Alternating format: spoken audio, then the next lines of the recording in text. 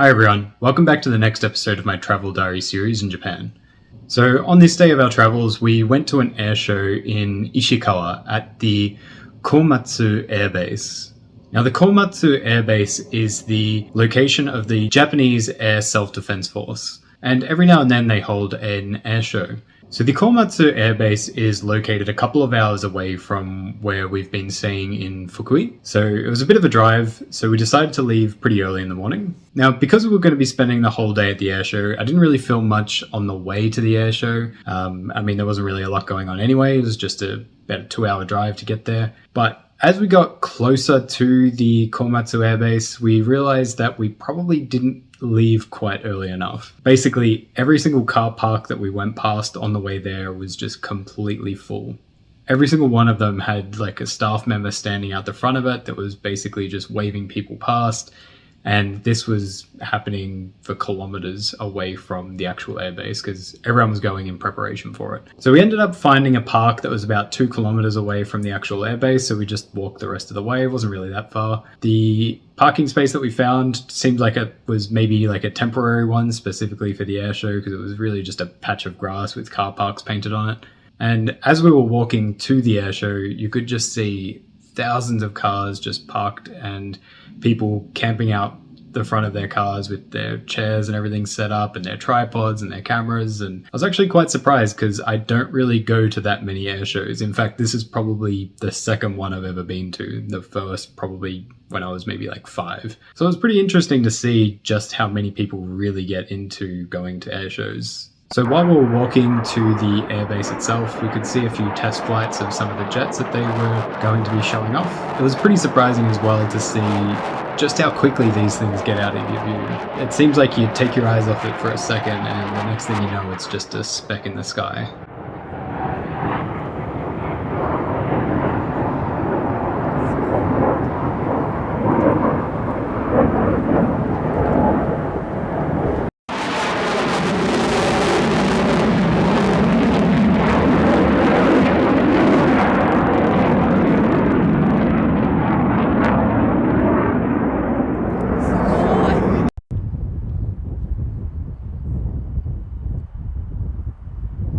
So when we arrived at the entrance to the airbase itself, there was a few soldiers just waiting out the front to greet people as you walk in. And actually some of the soldiers were even placed to direct traffic for the car parks as well.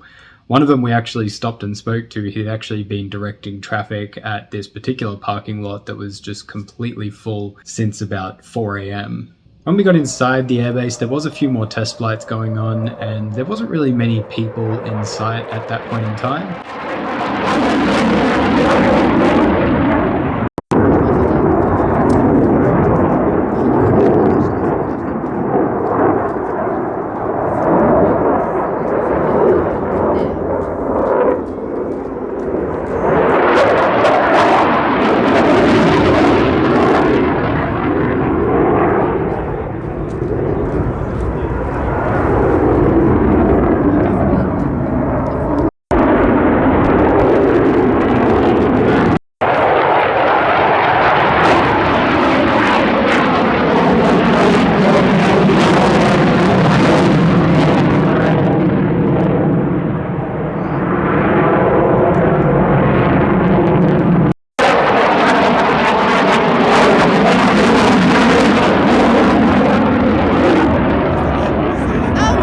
Kind of thought that most people were just sort of camping outside to get shots from a distance until we got a lot closer that you could really see just how many people there were.360度ターン&ロックウィングでした。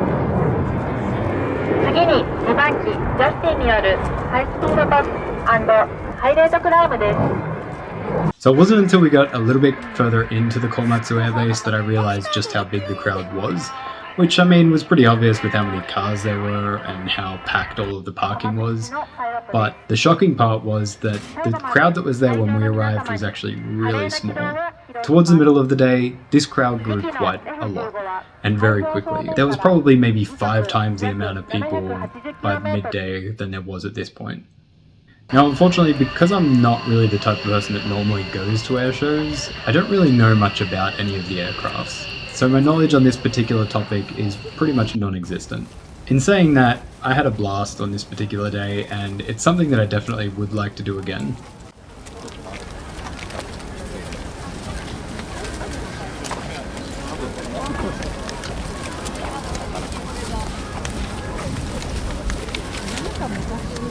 Now, the Komatsu airbase is also connected to a small airport, so commercial airliners do also fly in and out, and they did do so during the actual airshow itself. So every now and then they did have to put things on pause just for one of the commercial airliners to come in or out. Now, the Komatsu Airshow was really enjoyable. Aside from all of the planes flying around, there was a lot of like stalls set up, almost like a kind of like a mini museum. Like there was so many like information desks and people there to provide information on all of the different equipment. It was really interesting. Unfortunately, I didn't take a lot of footage when it came to just like the gear. They had a lot of things like obviously different types of weaponry that the army would use, as well as rescue gear, which was really interesting to see how some of the rescue equipment works. I wish I filmed more of that sort of stuff because it was really interesting. Now at the airshow, there was also a lot of little attractions for kids that were really cool. One of them was this little jet bus thing that you could go around on. That was really cool. It looked like the kids were having a lot of fun on that. They did also have a lot of photo booths, such as this one where you could sort of go in like a parachute harness and get your photo taken. That was really cool. But probably my favorite one was this one.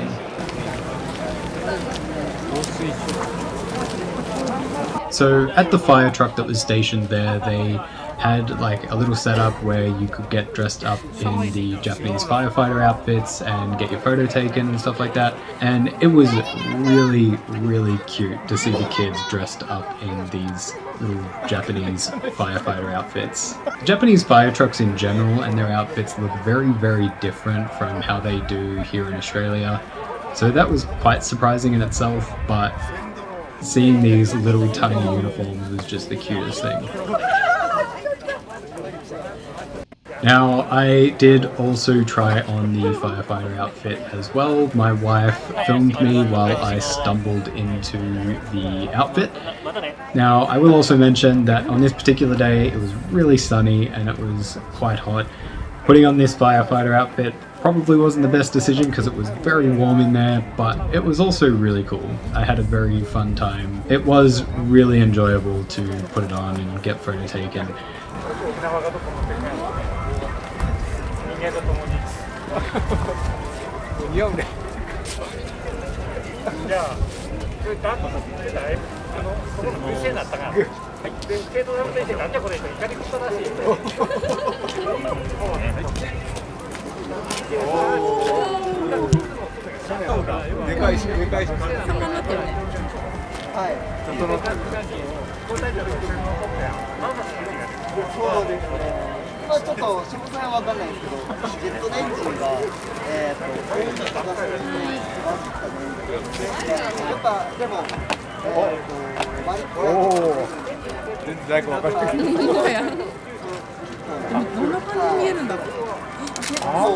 To be honest, with how these firefighter outfits look compared to in Australia, I think I felt more like an astronaut than I did a firefighter. But yeah, it was really enjoyable, and I'm really glad that I got the opportunity to do it.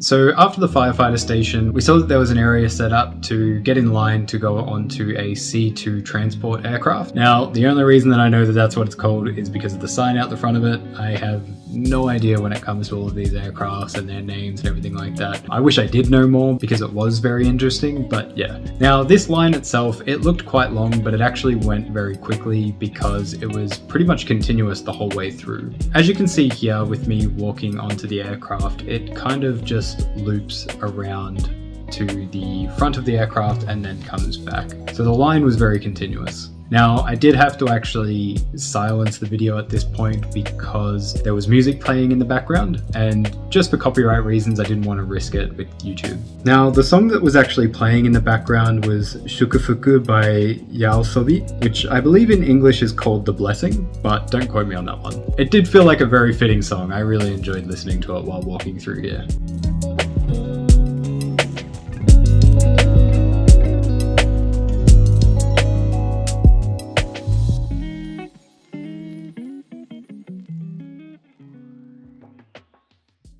Now they did have a lot of land vehicles also set up at the airshow, some of which were these diggers that would be used by the army.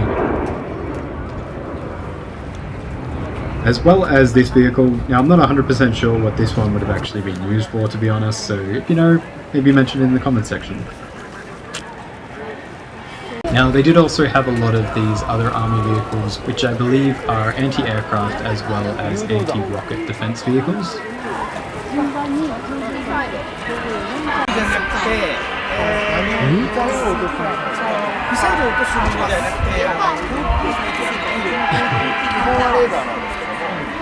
Now just across from where all of these vehicles were parked there was another line, and this one was to take a look inside of the cockpit of one of the fighter jets. Now unlike the line at the C-2 transport aircraft, this line was definitely longer than it actually looked. It took quite some time to get through this line. If I was to hazard a guess, I would say we were probably in that line for maybe about an hour or so almost. It was very long. Now when we got to the front of the line, the soldiers that were there, they did inform us that unfortunately you're not allowed to take any photos of inside the actual cockpit itself. So this little snippet here is pretty much all I was actually allowed to film.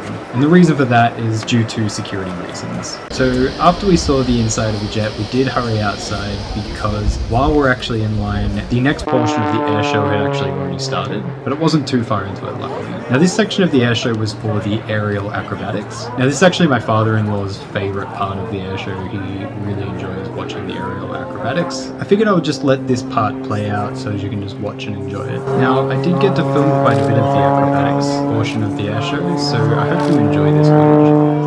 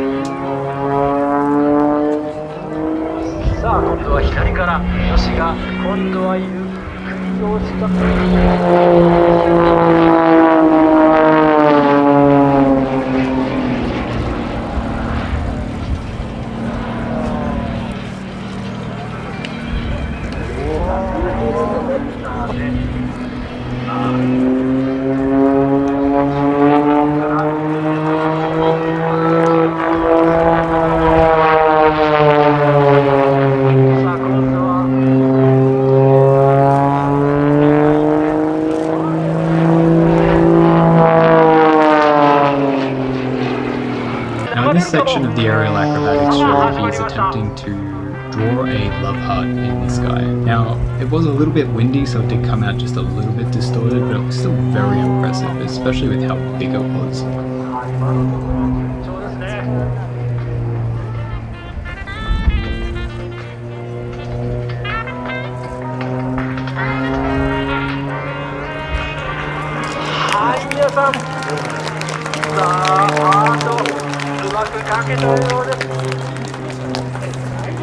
Now, this was actually one of my favorite shots that I took while the aerial acrobatics show was going on. This panning shot across the crowd of everybody with all of their nice cameras and telephoto lenses made me very jealous, because I'm just sitting here filming on my S21 Ultra and just wishing that I had a camera at this point. I could definitely see how much more enjoyable an airshow would have been being able to watch and film it on a really nice camera with a telephoto lens. Just being able to get those nice close-up shots of something that's so far away is something that I just imagine being very fun. I mean, I still had a blast filming all of this on my phone, but I could imagine how much better it would be with a proper setup. Now, after the aerial acrobatics show, it was time for the fighter jets. Now, I'm not too sure what kind of jets they are exactly. As I mentioned, my knowledge on these aircrafts is almost non-existent, but it was still really enjoyable to watch these things. It's just crazy to me how quickly these things go from horizontal to vertical in like the blink of an eye. I could only imagine how this actually feels for the pilots inside.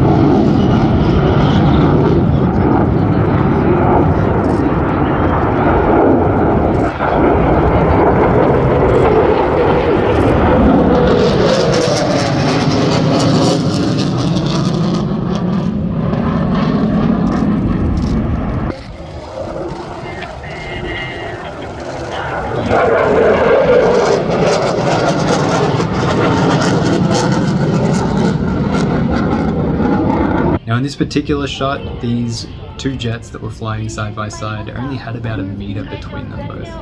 Now I did have to zoom in a little bit for this shot, so the footage was a little bit wobbly, and I do apologize for that. It is very difficult to film something that is moving with a phone when you're zoomed in by like times 10.